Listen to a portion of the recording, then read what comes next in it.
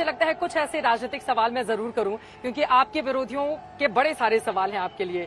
तो मैं अब आ जाती हूं, उत्तर प्रदेश में हम हैं, आपने भव्य रोड शो कर लिया है और यूपी की 2014 में 71 सीटें हमने देखी थी, आपने जीती थी 2014 में 62 सीटें 2019 में जीती थी। अब 2024 के लिए क्या है लक्ष्य उत्तर प्रदेश को लेकर आपका? हम 400 पार के लक्ष्य को लेकर के चल रहे हैं और ये 400 पार ये देश ने कहा है हमको करने के लिए, और देश इस मेरे भावना को और देश के आदेश को एक बराबर से ट्यूनिंग है जी। उत्तर प्रदेश तो खैर हमें भरपूर आशीर्वाद देगा ही देगा, हाँ। कोई कमी नहीं रहने देगा, कांग्रेस का खाता भी नहीं खुलेगा। यहाँ पे खाता भी नहीं खुलेगा कांग्रेस का खाता भी नहीं खुलेगा। रायबरेली से तो राहुल गांधी मैदान में है।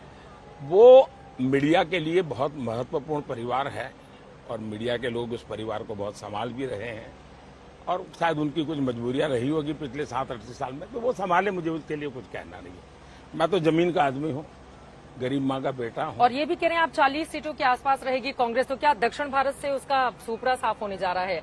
मतलब राजनीतिक मैं साफ मानता हूँ कि वो वायनाड क्यों छोड़ना पड़ा उनको, क्यों भागना पड़ा, वो पराजय देख चुके हैं और वायनाड से भागने के बाद रायबरेली आने के निर्णय के पहले उन्होंने अपनी भाषा टोन बहुत ही तीखा कर दिया है और अनाप शनाप चीजें बोल रहे हैं। तो केरल ने उनको बहुत सबक सिखा दिया है, केरल शायद उनको पहचान गया है। उत्तर प्रदेश के लोगों ने हमेशा चलो भाई बड़े उदार चरित लोग हैं यहाँ के, तो उन्होंने चलाया। अब वो कहते तुम हमें दगा दे करके भाग गए थे, चलो भाई अमेठी से हार गए, एक बार भी आए थे क्या? मान ली हार गए, एक बार भी आए थे क्या? यहाँ सपा के साथ हैं वो। ऐसा है, किसके साथ है? वो पहले भी सपा बसपा कांग्रेस तीनों निकल चुके थे। ये दो नौजवान भी पहले रील उतारते थे ट्रक पे चढ़ करके, काली बंडी पर जैकेट पहन करके, लेकिन उत्तर प्रदेश की जनता इन दोनों को पहचान गई है और उत्तर प्रदेश की जनता ये परिवारवाद को स्वीकार नहीं कर सकती है। उसने देखा है कि और एक अल्टरनेट मॉडल है जो उत्तर प्रदेश के जीवन को बदल पाता है और योगी जी के नेतृत्व में ये चीजें हुई है, परिवर्तन आया है और उसका असर है।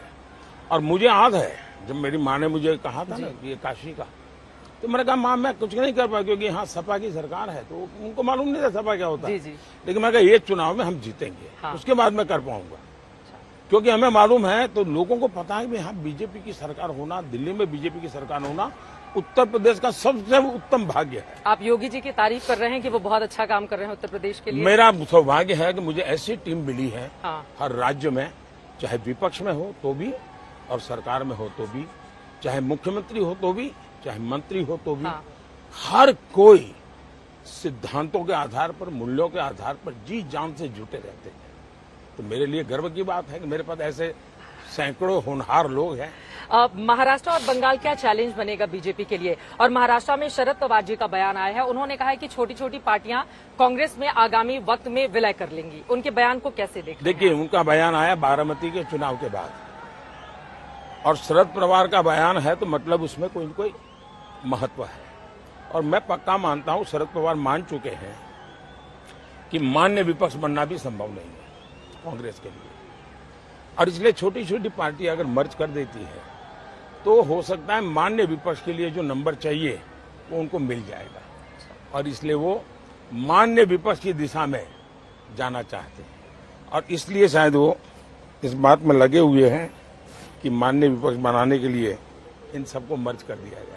अब मुझे पता है बहुत कड़ी धूप है, लेकिन छोटे छोटे जल्दी और धूप मेरी जिंदगी में बहुत बड़ा वो नहीं रखती है, क्योंकि मैंने जिंदगी इसी प्रकार से जी है। मैं सुख वैभव में इतनी ताकत कहाँ से आती है? एक वक्त पे मैं देखती हूँ सुबह सुबह आपका कार्यक्रम शुरू हो जाता है, अलग अलग जगहों पर जाकर आप रैली को संबोधित करते हैं, फिर शाम को रोड शो करते हैं, फिर रात में मीटिंग करते हैं। इतनी जो ताकत इसके सैकड़ों कारण हो सकते हैं, लेकिन मैं जो कन्विंस हो चुका हूँ, मैं खुद कन्विंस हो चुका हूँ, मुझे दुनिया को कन्विंस करने की जरूरत नहीं है। परमात्मा ने मुझे भेजा है परमात्मा ने मेरे से काम लेना तय किया है। ये ऊर्जा भी परमात्मा देता है, प्रेरणा भी परमात्मा देता है, पुरुषार्थ करने की दिशा भी परमात्मा देता है। ये सब कुछ ऊपर वाले की कृपा है। इसीलिए राम मंदिर का निर्माण आपने करवाया और उसके बाद वहां पर रामलला की राम भव्य मंदिर का प्राण प्रतिष्ठा। निर्माण मोदी ने करवाया, ऐसा दावा करना गलत होगा। 500 साल तक एक संकल्प को लेकर ये देश जिया है, अनेकों पीढ़ियों ने बलिदान दिया है। अगर ये इसका श्रेय जाता है तो 500 साल तक तपस्या करने वाले, संघर्ष करने वाले, बलिदान करने वाले मेरे देश के सभी महापुरुषों को, मेरे देश के जन जनार्दन को इसका श्रेय जाता है। लेकिन परमात्मा ने और जनता ने मुझे निमित्त बनाया, शायद वो ईश्वर की कृपा है। चुनाव में मुद्दा रहेगा राम मंदिर का? चुनाव में राम मंदिर पहले भी मुद्दा नहीं था, आज भी नहीं है, भविष्य में नहीं रहेगा। राम मंदिर श्रद्धा का मुद्दा है। जिन्होंने राम मंदिर के निमंत्रण को ठुकरा दिया, उनको डर लगता है कि अब ये पाप हमें मार देगा, वो चिंता में है। आप जिस आत्मविश्वास के साथ अपनी बात कहते हैं, यहाँ पर एक दो जल्दी से सवाल और मैं पूछूंगी। ये आत्मविश्वास, आपने कहा कि जनता जनार्दन का प्यार मिलता है। परीक्षा पे चर्चा हमने अक्सर आपकी देखी है, अभी परीक्षा चल रही है। 378 सीटों पर चुनाव गुजर चुके हैं। हर चुनाव में आप इस देश का एजेंडा तय करते हैं, तो अब जो 3 चरण के चुनाव है उसके लिए क्या है एजेंडा आपका? कल ही 10वीं और 12वीं की परीक्षा के परिणाम आए जी। और जो उत्तीर्ण हुए हैं उनको मेरी बहुत शुभकामनाएं हैं, और जो उत्तीर्ण होने में थोड़े पीछे रह गए हैं, मैं उनके लिए कहूंगा कि निराश मत होना। जीवन में यही सब कुछ नहीं होता है, और इसलिए मैं 10वीं 12वीं के सभी बच्चों को और उनके माता पिता को भी कहूंगा कि आप उनका हौसला बुलंद कीजिए। जहां तक मेरा सवाल है, मैं इसे मेरी कसौटी नहीं मानता। जी। ये जनता जनार्दन खुद को कस रही है।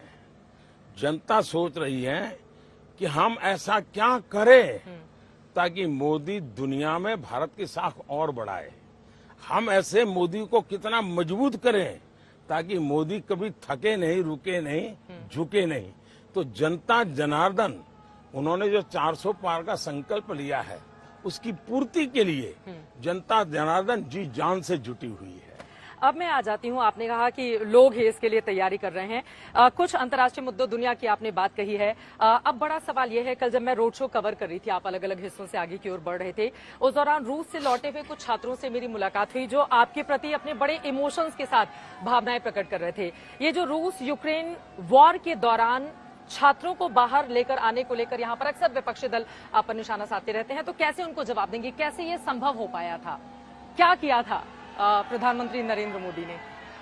मैं समझता हूं कि इसकी गहराइयां मेरे विदेश मंत्री जी ने बहुत डिटेल में कह दी है। हाँ। और मैं बार बार क्रेडिट ले रहा हूं, ऐसी कोशिश हो कोई माने, इसलिए मेरा मौन रहना ही अच्छा है। मैं खुश हूं कि कम से कम जो विद्यार्थी वापिस आए उनको पता है कि कैसे आए, उनके माँ बाप को पता है कैसे आए, देशवासियों को पता है कि कैसे आए। मेरे लिए वही काफी है, मुझे अपने शब्दों में क्या कहने की जरूरत है। यहाँ पर पाकिस्तान का आपने जिक्र किया था, जिसके बाद बहुत ज्यादा चर्चा हुई थी चूड़ियां पहनाने को लेकर, उस पर क्या कहेंगे प्रधानमंत्री जी? आप देश से लेकर ऐसा विदेशों है, तक वो उसकी उनको चर्चा हो पूछना रही है। चाहिए, उनको पूछना चाहिए। ठीक है, बहुत बहुत धन्यवाद। बस आखिरी सवाल, नमस्कार 400 पार का आप नारा दे रहे हैं, और G7 जो इटली में होने जा रहा है 4 तारीख को, जब यहाँ रिजल्ट आ जाएगा, मुझे ऑलरेडी निमंत्रण आ चुका है। हाँ। और मैं कार्यक्रम बना रहा हूँ, तो आप जाएंगे वहां पर? जी हाँ, शपथ समारोह होकर के मेरा जाना हो जाएगा। और अब की बार 400 पार, ये नारा बिल्कुल कायम है? ये नारा नहीं है, ये देश की जनता का संकल्प है, इसको नारा मत मानिए। ये मेरे देश के 140 करोड़ देशवासियों का संकल्प है। चलिए, बहुत धन्यवाद बहुत बहुत प्रधानमंत्री जी, धन्यवाद आज तक से सबका जुड़ने के नमस्कार। लिए, हमसे नमस्कार। बातचीत करने के लिए।